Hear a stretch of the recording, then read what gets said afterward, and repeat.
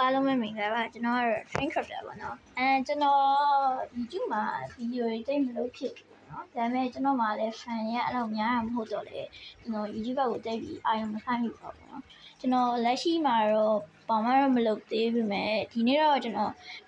ဒီတိုင်းအပြင်းပြေဗီဒီယိုလေးတစ်ပုဒ်လုပ်ဖို့စဉ်းစားရပါတယ်ဘယ်အကြောင်းလဲဆိုတော့အခုလို favorite Skibidi တွားတဲ့အကြောင်းဖြစ်ပါတယ် Skibidi တွားတယ်မှာကျွန်တော်သိကြတဲ့အတိုင်းပဲ episode 80ကထွက်လာပြီပေါ့နော်ကျွန်တော်လည်းအဲ့ဒီအတွက်စောင့်နေရတယ်တော်တော်ကြာပြီဒါပေမဲ့ဒီ episode 80ရဲ့အရင်မိုက်ရ bro this is literally peak bro အဲ့ဒီမှာကျွန်တော်ပေါ့နော်ဒီမှာရှိရဲ့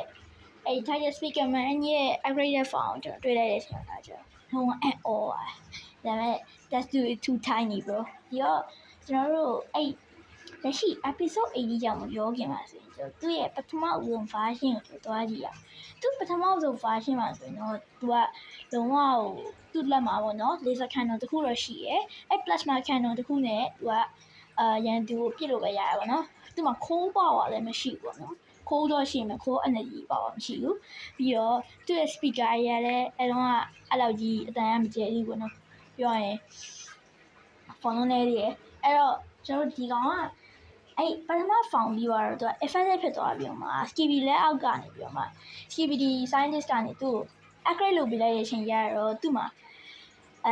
laser cannon နှစ်ခုဖြစ်သွားပြီးတော့မှကျွန်တော်တို့ဘာပြောင်းလဲပါပဲနဲ့သူကပိုကောင်းသွားတယ်ပေါ့နော်ပိုမိုက်ပါတယ် full power လည်းပါလာတယ်ဒါပေမဲ့သူ effective လုပ်ထားတဲ့ဟာကို Tiger cameraman နေပြီးတော့မှပြန်နေဖယ်ပေးလိုက်တယ်ပေါ့နော်အဲ့ parasitic Skibidi လားအဲ့ကောင်ပေါ့နော် parasitic Skibidi ကိုတိုက်တဲ့ကမမဲ့ဖယ်ပေးလိုက်တဲ့အချိန်ကျတော့သူကလုံးဝကိုပြန်ပြီးအဆင်ပြေသွားတယ်ပေါ့နော်အဲ့တော့ alliance bus ကိုပြန်သွားတယ်ဒါပေမဲ့ဒီကောင်ကတော့ upgrade ကတော့မလုပ်ထားပြီမဲ့အဲ့တိုင်းပါပဲဒါပေမဲ့အဲ့ဒီပြင်မှာကျွန်တော် episode တော်တော်များများအထိကိုသူကသွားတာကိုတွေ့ရတယ်ဒါပေမဲ့ episode တော်တော်များများဆိုတာတဲ့နောက်ဆုံး episode ထိရောက်သွားတာသူကဒီနောက်ဆုံး episode ဆိုတာပေါ့နော်ကျွန်တော်ပြောတာ Skibidi ရဲ့နောက်ဆုံး episode မဟုတ်ဘူးသူရဲ့ပြောမယ်ဆိုသူပါလာတဲ့နောက်ဆုံး episode ပြောပါနော်အဲ့တော့သူကလက်ရှိမှာတော့အဲ့ပြီးမှာသူကတိုက်တဲ့ cameraman ခေါ်သွားတော့သူပျောက်သွားတယ်အဲ့ဒီ cameraman လည်းပဲရောက်လို့ပဲပေါက်နေမှန်းမသိပါဘူးဒါပေမဲ့ literally Tiger Speaker Man နဲ့ပြန်လာပြီပါနော်ဒီမှာကျတော့ POV ရဲ့ sync cameraman ဖြစ်တယ်ပြီးတော့ဒီမှာဆိုတော့ကျတော့ POV sync cameraman နဲ့ဒီတခြားlarge TV man တို့ပေါ့လည်းပါတယ်ဒီတော့ mic ပါတယ်ဒီ episode ကိုကျွန်တော်ကြိုက်ပါတယ်ဒါပေမဲ့ကျွန်တော်ဒီ episode မှာထူးခြားနေတဲ့အရာကိုသတိထားမိကြတယ်ဒီ episode ကကျွန်တော်တို့ Skibidi လေးကိုကြည့်လာတဲ့တန်း6ပေါ့နော်နှစ်လည်းတော့ညာနေပါပြီ3နှစ်လည်းတော့ရှိနေပြီအဲ့နှစ်တည်းထဲမှာဒီ Alexi ခေါ် Death of Bomb ရဲ့ဗီ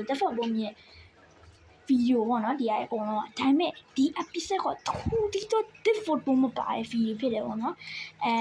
ကိုလိုဒီကြတဲ့အတိုင်းပဲဒီငပေါ်ကို Death of Bomb ကလုံးဝကို upgrade ကောင်းလိုက်မြင့်ပြီးလိုက်ရတော့လမ်းစားကြီးပဲပေါ့နော်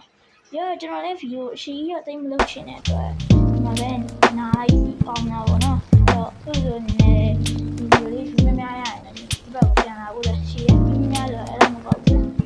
ဒီပြန်နေရတော့ဆိုတော့ကျွန်တော်ပြန်လာပါတယ်အဲ့ဆိုဒီနောက်ဗီဒီယိုကြည့်ရလို့ရှိတယ်နော် so အားလုံးပဲကြည့်ရှုပေးရကျေးဇူးတင်ပါတယ်ရောဒီဗီဒီယိုကြိုက်ရဆိုကျွန်တော် channel ရောပေါ့နော်ဒီ channel ကနေပြီးတော့မှကျွန်တော် Skibidi Run နဲ့ပတ်သက်တဲ့ရှား theory video တွေပါညာတွေကိုကျွန်တော်တင်ပြမှာဖြစ်ပါတယ်ပြီးတော့ကြည့်ရှုပေးကြကျေးဇူးတင်ပါတယ်အားလုံးပဲ bye